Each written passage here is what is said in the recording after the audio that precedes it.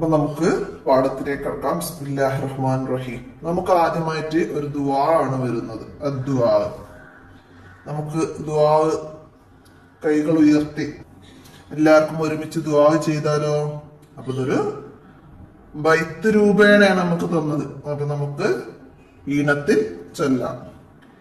റബ്ബി റബ്ബി യാ റഹ്മാൻ യസ്സിർ ദർസി യാ മന്നാൻ ഇംല ഖൽബി ബിൽ ഈമാൻ ഇശ്റ സദ്രി ബിൽ ഖുർആൻ വഫിക് دوما للإرفان لعة الله والقرآن ربي ربي يا رحمن زدني علما يا منان.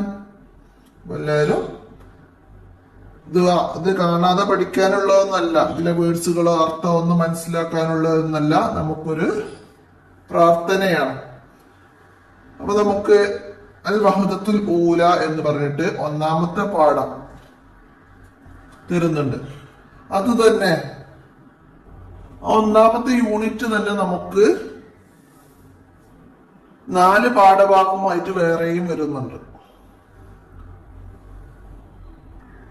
അനദാരിസ് ഹാദ ബൈത്ത് അന്ത ഇബ്നുൻ മാ ഹാദ, ഇങ്ങനെ 4 പാഠഭാഗങ്ങൾ അതില് വരുന്നുണ്ട് ഒന്നാമത്തെ യൂണിറ്റിൽ. അതുപോലെ നമുക്ക് രണ്ടാമത്തെ യൂണിറ്റ് മൂന്നാമത്തെ യൂണിറ്റ് ആയിട്ട് 3 ഭാഗങ്ങളായിട്ടാണ് പാഠഭാഗങ്ങൾ വരുന്നത്. അപ്പൊ നമുക്ക് എന്ത് ചെയ്യാം? ആ ദുആഇന്റെ അർത്ഥം ഒന്ന് നോക്കാം. നമ്മൾ അറബിയിലാണല്ലോ ഇപ്പൊ ദുആ ചെയ്തത്. എന്താണ് നമ്മൾ അതിന് അള്ളാഹുവിനോട് ദുആ ചെയ്തത്? നമ്മൾ എന്താണ് അള്ളാഹുവിനോട് ദുആ ചെയ്തത്? റബ്ബി റബ്ബി യാ റഹ്മാൻ യസ്സിർ ദർസി യാ മന്നാൻ. എന്റെ നാഥ, എന്റെ നാഥ, എന്റെ നാഥ, എന്റെ നാഥ, കാരുണ്യവാനെ, എന്റെ പഠനം നീ എളുപ്പമാക്കണേ.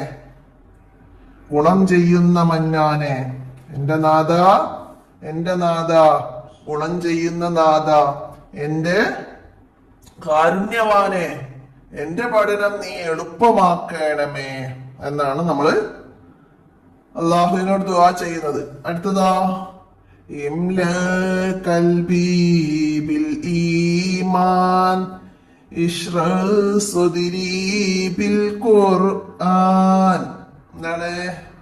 എന്റെ ഹൃദയം നീ ഈമാൻ കൊണ്ട് നിറയ്ക്കണമേ. എന്റെ ഹൃദയം, കൽബ് നീ ഈമാൻ കൊണ്ട് നിറയ്ക്കണമേ.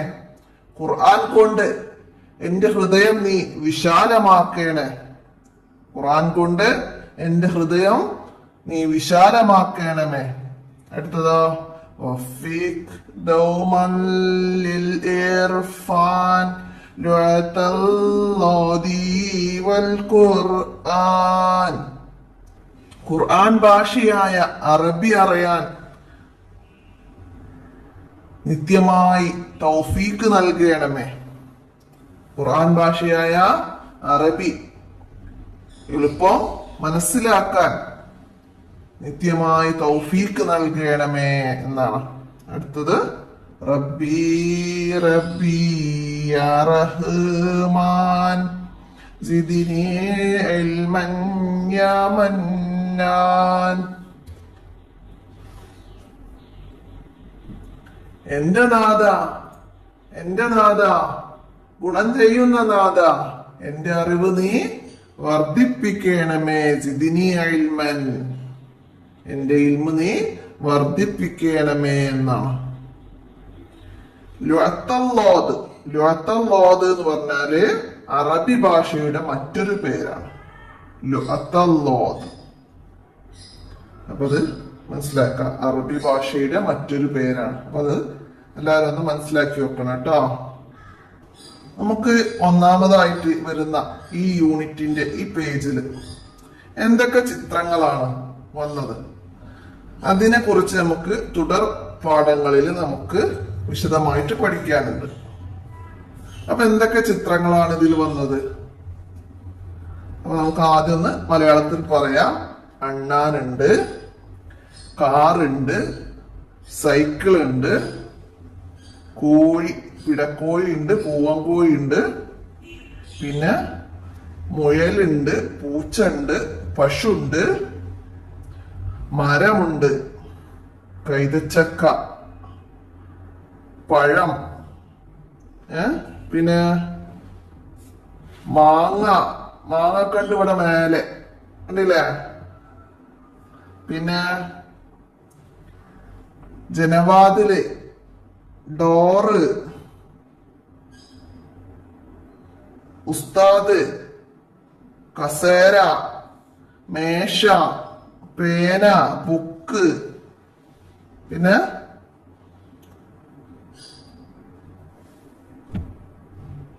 ബാഗ്, പൂവ്,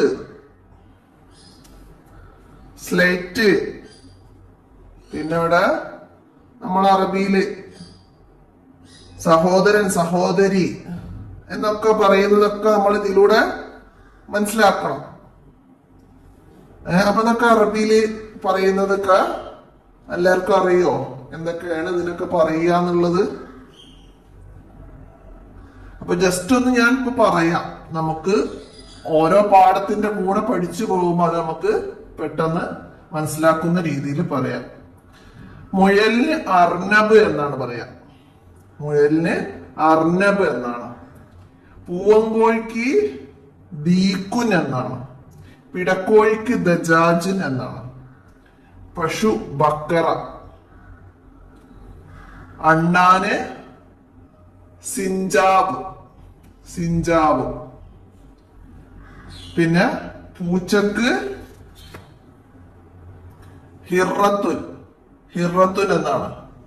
പിന്നെ ഡോറ് ജനവാതില് ഷുബാക്ക്. വാതില് ബാബ്. പിന്നെ സൈക്കിളിന് എന്താണ്? സൈക്കിള് ദറാജ. കാറിന് സയ്യാറ. പിന്നെന്താണ്?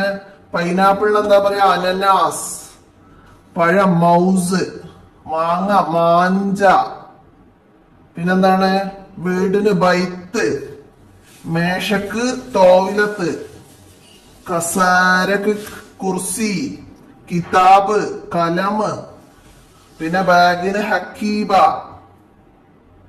പിന്നെ ഇവിടെ ആൺകുട്ടിക്ക് നമുക്ക് ഇബ്ന്, പെൺകുട്ടിക്ക് നമുക്ക് ബിന്ത്, ഉസ്താദ്.